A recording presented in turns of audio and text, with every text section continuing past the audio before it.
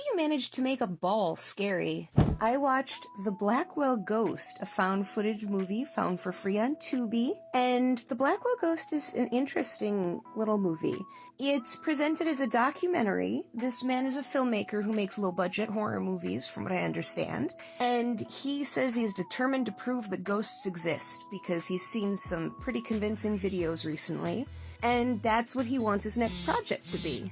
So his next project is whether or not ghosts are real. He wants to be able to get hard proof. A friend of his happens to know a guy who posted one of these convincing videos online, and he's able to arrange an interview with him.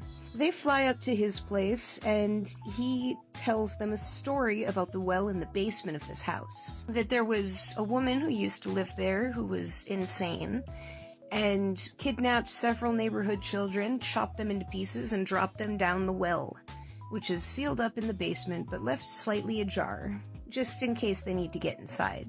The guy ends up saying that he's going to be going out of country soon. Would you like to stay at my house and do some research while I'm out of the country?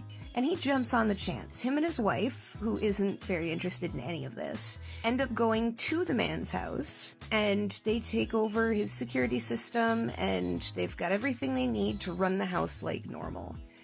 And they're going to keep an eye on his house while he's gone. A lot of the next part of the movie is him setting his tech up, him hoping something will happen and it doesn't. That sort of a situation. It's a lot of talking and character building. He does a little bit of research. He looks into this house, goes through some old microfilm, and is able to confirm the old man's story about a crazy lady having lived here and killed kids. And so now that he realizes that supernatural stuff is starting to occur, that scares him, because now he knows if it's a ghost, it's probably malicious. So he brilliantly decides it's time to open up the well.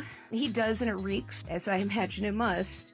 After he looks inside the well, he closes it up and heads back upstairs. A storm is rolling in, and they've got one more night left. So on this stormy night, their power goes out. And that's as far as I'm gonna go. Now, as far as I'm going to go is most of the movie. What I've told you so far is most of the movie. The last bit with the spooky ghost, it feels very realistic. Put it that way. And it also feels like you're playing what it really feels like is you're playing Phasmophobia.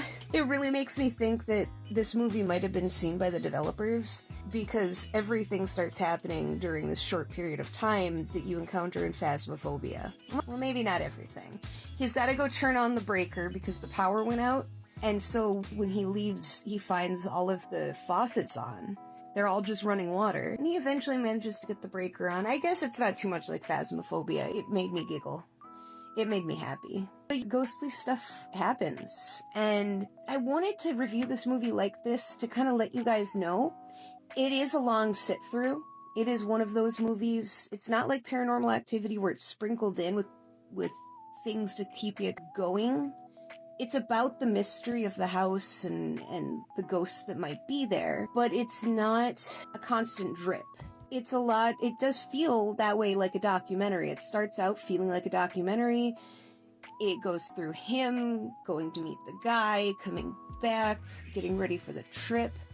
All of that stuff he documents like in a documentary.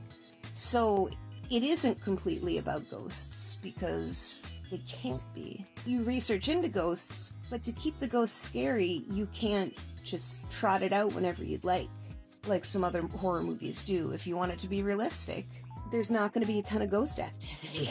So I'd say definitely go into this one knowing the kind of movie it is. For what it is, it's fascinating. I like it. I like it a lot. I saw something, I think it might have been on Tubi, it was either Tubi or Roku, about a Blackwell house. I'm sorry, The Blackwell Ghost 6, which implies there are 5 sequels to this. I can't imagine they're very good. If I run across them, I will absolutely watch them. I'm just baffled that there are 6 Blackwell Ghost movies. So, that's out there.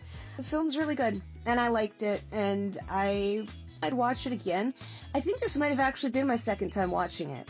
I realized it about halfway through that a lot of this was seeming familiar, so I think I've seen it before. I'm gonna give it a 3 out of 5. I would say if that sounds like your interesting mockumentary, give it a go.